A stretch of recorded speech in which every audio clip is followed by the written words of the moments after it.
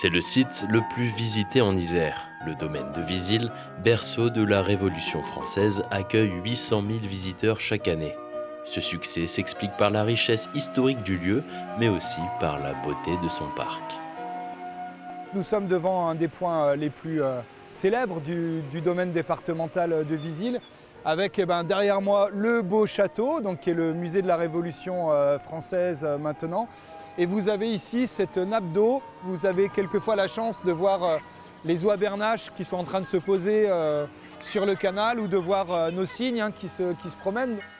Industrie, hôtel ou encore résidence présidentielle, au fil des siècles, le château a vu passer de nombreux propriétaires. En 1973, l'État cède le domaine au département de l'Isère pour 1 franc symbolique. Le domaine est divisé en 3 parties. Le parc animalier de 40 hectares non ouvert au public, le parc champêtre et le parc paysager en face du château. Pour entretenir ces 102 hectares de jardin, Christian et son équipe utilisent des moyens peu conventionnels. On peut dire qu'on a 4 km linéaires de buis, donc on a de quoi faire, et on les a traités contre bien sûr la pyrale du buis.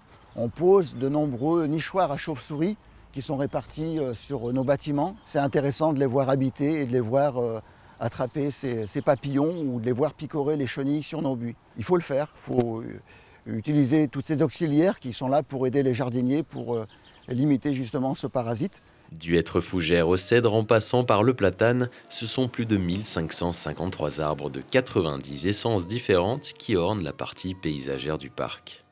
On est devant 2 arbres tout à fait remarquables, qui sont 2 ormes ici. Vu la grosseur du tronc, ils ont 90 ans, on va dire. Donc ils ont cette particularité, c'est d'être à la fois rares, puisqu'ils ont cette maladie qui les attaque. Et on a cette chance d'avoir sur le domaine 3 arbres. Donc on fait du mieux qu'on peut pour les préserver. On a exclu une zone de piétinement par rapport au public, et on a apporté beaucoup de haubans dans l'arbre pour les protéger. Pour sa richesse esthétique et historique, le parc paysager est labellisé Jardin remarquable, une distinction décernée par le ministère de la Culture pour une durée de 5 ans renouvelable.